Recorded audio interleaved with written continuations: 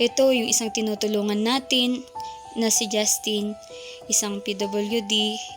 At ito naman yung kapatid niya na umaalalay, nag-aalaga kung wala yung mga magulang. Nakadalawa po siya nakatikman na ganyan. Favorite na yan? Opo.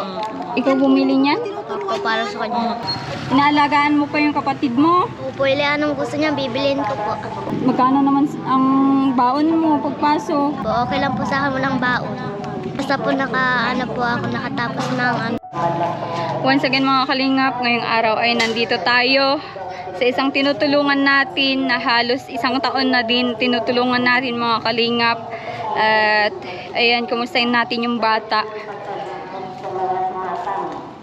Dito nga tayo mga kalingap. O dating apartment ito nila Dagay. Dito din natin sila nilagay dati.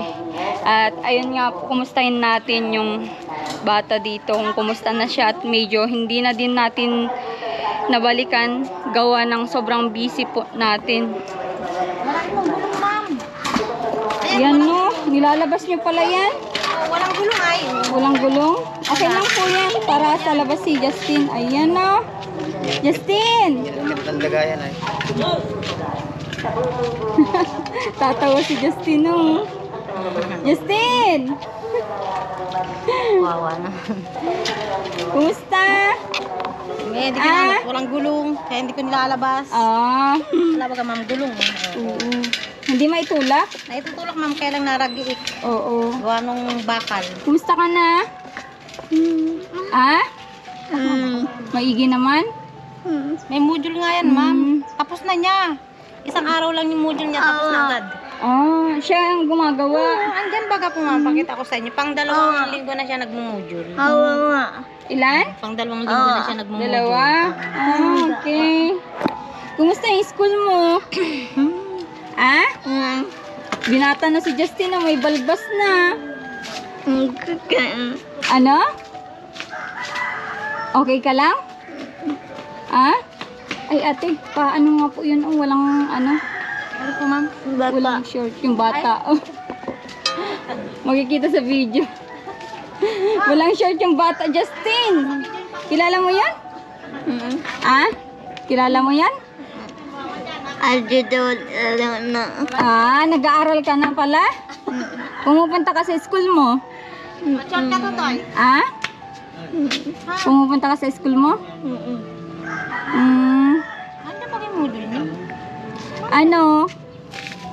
Bakit lagi kayong hindi ko nakikita, Justin? Ano yun? Module lang talaga, Ate Susan? May ginawa na talaga siya ni Ma'am Lilian ng module. Okay. Ginawa na siya ng module. Ano yun? Araw-araw lang siya na Po siya? Tuwing Lunes ko sinasauli yung module niya. Ano yun? Dapat 1 week na nagmo-module siya, Oo. tapos Monday siyang Bilib nga ako dyan wala pang 1 week ay tapos na niya yung module niya. ganun? Sinong gumagawa? Siya lang po ma'am, pinababayan ko, tinuturo ko lang sa kanya. Meron siyang sabi ko, anak, ganito ang gagawin mo. Siya lang nagawa. Galing naman, Kuya Justin. Nakasauli na ako ng module ng Lunes. Tapos Nung nagwa uli Lunes? ako. Oo. Basta may module siya, linggo-ling, tuwing Lunes. Oo. May module. Andito na yung estudyante pala. Wala kang pasok ngayon? Meron po. Nagpasok ka? Binibigyan niya.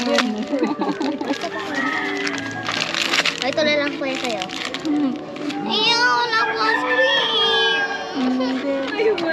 Sira na pala ito mga kalingap ko. Hindi na gumulong. Ano yan? Nabibilhan din yan? Ano ba yung binibili dyan? Yung parang goma niya? Puma, ma'am. Yung Oo, saan ba nabibili yan? hardware pa naman yun. Hardware? Subukan yung Yung maliit lang na gulong mo Oo, yun. maghanap para mabili natin, malagyan yan. At least man lang makakalabas-labas si Kuya Justin. Ano, Justin? Yan nilabas ko ma'am. Huwag kang yumuko. Ba't nakayuko ka? Nilabas ko yung tiya. Kaya lang nilabas ko, nagtanggal. Kumusta hanap buhay nyo ngayon, Ate Susan? Ipang pa yung pagtataya ng pahayan, para siyang yung nagpapataya siya ng First ball, ganun. Opo. Di ba bawal yun? Hindi po ma'am. Okay. Hindi pinagbabawal. Oo. sa 100 na patayan niya, meron siyang 15 pesos. Minsan naman nakaka 200 siya, 300, Bakit? 500. Bakit Ate Susan? Tatanungin ko lang ha kasi ilang beses na kami nagbigay ng puhunan sa inyo. Sa inyo po nadala yung last na binigay na naman namin. Yung binigyan niyo sa amin, ma'am, na na puhunan na nasa ano baga po, ma'am.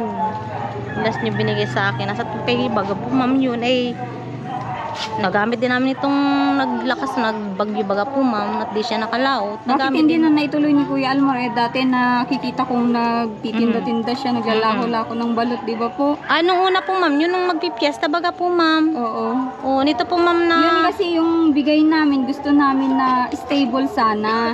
Para po hindi yung ganyan na umaabot kayo na ganyan na nawawalan, di ba po? Yun naman po yung gusto namin mangyari sa mga tinutulungan namin. kaya, hindi naman po baga po, ma'am, na permanente siya laging may trabaho. Tapos pag meron naman siyang nagtitinda-tinda siya sa terminal, hindi naman namin sariling pwesto.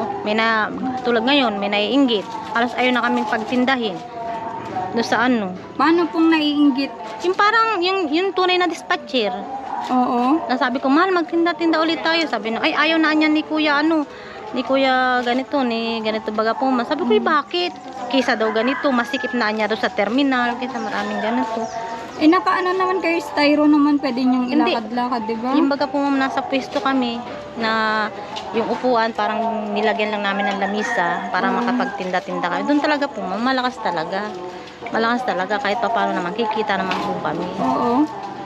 Kaya lang po, ma'am, ayaw na nung tunay na dispatch. Yung baga po, ma'am, sabi ko sa inatake siya ng siyang pangsamantala nagtitinda kami.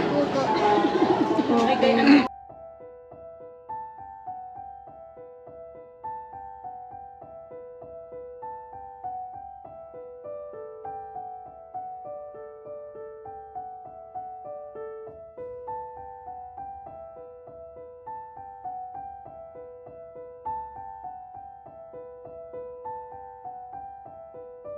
Po siya ng tikman. Ano yan? Nakadalawa po siya ng tikman na ganyan. Favorite na yan? Opo. Ikaw bumili niyan? Opo, para sa kanya. Kumusta pag-aaral mo? Okay lang po. Okay lang. Anong grade ka na ulit? Grade 4. Grade 4 ka na? Saan ka nag-aaral? Dito naman tayo. Saan ka nag-aaral? Doon ulit po. Sa? Doon ulit. Doon sa Central? Kasama mo na si Susain nag-aaral? Po, panghapon. Panghapon. Panghapon siya? Opo. Di ka naman hirap sa pag-aaral mo? Hindi po. Kakayarin ko po kahit mahirap. Magkano naman ang baon mo pagpasok? Okay lang po sa akin 5. Basta po po ako nakatapos ng Ganon? Opo, okay lang po sa akin walang baon. Grabe mga kalina. Pero nararanasan mo walang baon? Opo. Meron po akong pinsa si Sophia, nililibre po ako niya. Walang baon. Yung 5 piso na yun, ano naman yung mga nabibili mo, Angelica? Lugaw po. Tapos nabubusog ka na. Opo. Tapos umuwi ka pag tanghali dito, pananghalian. Opo. Galing pagbutihin mo yan, Angelica. Pag makapagtapos ka, tuloy-tuloy mo lang yan. Pag may blessing, bigyan kita ng mga kailangan mo. Ano ba yung mga mo pa si school? Yung gamit po sa school. Oo. Yung kailangan mo na wala sa'yo. Opo. Tapos po pangarap ko sana meron akong bike. Bike! Ayun mga kalinga po. Gusto ni Angelica magkaroon ng bike. Lagi ko nga po nidadasalin si Papa Jesus. Kung magkaroon ka ng bike. Po. Gamitin mo para saan? Papunta po. Pag-school. Ando na po kami sa malayo. Papunta lang ako. Sasakay lang ako ng bike ko. Yun yung yun yung service mo na lang. Opo. Okay. Galing naman si Angelica mga kalinga. Hayaan mo, pag may blessing, bilan kita ng bike, Ako wala. Ikaw? Maliit lang po. Yung maliit lang? Sige, bilan kita yung sinasabit lang sa bag. Nga po. Wala na. Ang ganda ng bata na ito. Ang gaganda nila mga kalinga po, kapatid ni Justin. Inaalagaan mo pa yung kapatid mo? Opo, anong gusto niya, bibilin ko po. Maya-maya mo binibilhan. Sa allowance mo, ganon. Naipon po ako ng pera. Pag may pera ka.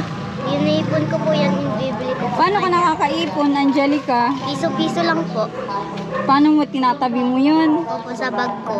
Galing naman, Angelica. Minsan po nakakaabot ako ng 50. Nakakaabot ka ng 50. Ma'am. Tapos yun naman, inaano mo kay Justin. Binibili mo ng pangmerienda niya. Opo, kahit anong gusto niya. Tinapay, bibilin ko po. Ang bait naman, no? Hayaan mo, bago, bigyan kita ng pang-allowance mo, no? Daanan mo ako dun sa shop, ano? Opo, minsan po, ilinpipi sa akin si mama ng 20, bibigyan ko po. Oo. Pagpasok mo, Angelica, kailan yung pasukan niyo ulit? Sa Lunes. Opo. O sa Lunes, dahil ka sa shop at bibigyan kita ng allowance mo, no? Opo. Thank you po, ma'am. Okay. Sige, Angelica, mag-aral ka mabuti, ha? Para sa kapatid mo, kay Justin, para kila mama mo. Ano ba yung pangarap mo paglaki mo, Angelica? Pangarap ko sana po nagiging doktor. Yung meron sakit po ay papagalingin ko po. Galing naman ni Angelica. Bata pa lang pero alam na niya yung gusto niya sa buhay. Sana ay Angelica, mapakinggan ka ni God. Pakabuting bata ka lang. Oo. Huwag kang gagawa ng ikakasama sa buhay mo. Siyempre mag-aral ka lang at lumapit ka kay God para matupad lahat ng pangarap mo, no? Opo. Oo. Sa Lunes, daan ka sa shop, bigyan kita ng allowance. Opo. Okay. Ikaw, nag-allowance ka din. Di ka man pumapasok, dito ka lang nag-aaral. Ah? Ah? Yeah. Kaya ba nga, pagdating ng module, mamay, agad-agad niya ginagawa. Pagdating ng module, ginagawa na niya agad. Kapon lang dumating. Ano yun? Public teacher din po yung nag-ano sa kanya? Ewan ko po man tawag doon. Papatrasin na niyang. At nilalakad ko nga po ma'am yung requirements niyan para daw po pagdating ng baga po ma'am na ayuda para sa kanila. Oo. Para ibaga po ma'am sa mga PW na nag-aaral. Meron din Ay, siyang- maganda. Ilakad po. mo. Meron na po ako ma'am. Kaya lang Magkano naman daw abutin? 1,000 lang naman ma'am. Hindi, okay lang yun. Siyempre, at least makatulong sa inyo. Siya nga po, opo. Yan. Ang bait pala na Angelica tuwing may allowance Kaya nga niya. po ma'am, yan lagi ang nakakaipon. Ako nga hindi nakakaipon. Binibigay kong baon sa kanya, hindi naman niya ginagastos. Minsan pag wala kaming pambiling ganito, mama, ito bang may pirok? Saka kumuha ko. Iniipon ko mama, nagugulat na lang ako. Ang galing nga din yung niya, mindset. Oo. Na para baga ma'am na niya yung kahirapan ng magulang niya. Oo. Tsaka parang ang mature na talaga. Ang isip niya, Ito ma'am. talaga yung kapatid ni ni Justin, di ba? Yun yung Yung tunay. tunay kapatid sa ina tsaka ama. Matatanong ko pala, di ba Ilocano yung ama nila? Ayan, mga dyan, kababayan natin ng mga Ilocano, baka pwede nating matulungan sa Angelica sa pag-aaral niya. Ilocano po yung tatay niya, La Union po Si yan, tatay niya si Roberto Uliero. Yeah, yun din po yung apelido niya. Uliero. Oo. Ay sa ngayon po ma'am, si Angelica po ma'am, hindi ko naisunod dun sa ama kasi nung yung umalis yung ama, sanggol pa yan, 1 month pa lang. Paano si Yan si ang Justin? Uliero. Oo, pero full talagang magkapatid to. Opo, full talaga magkapatid sila. Buo. Kapatid talaga sila. Sabi ko nga kay Angelica sa Lunes, pagpasok niya, daanan niya ako, bigyan ko ng allowance.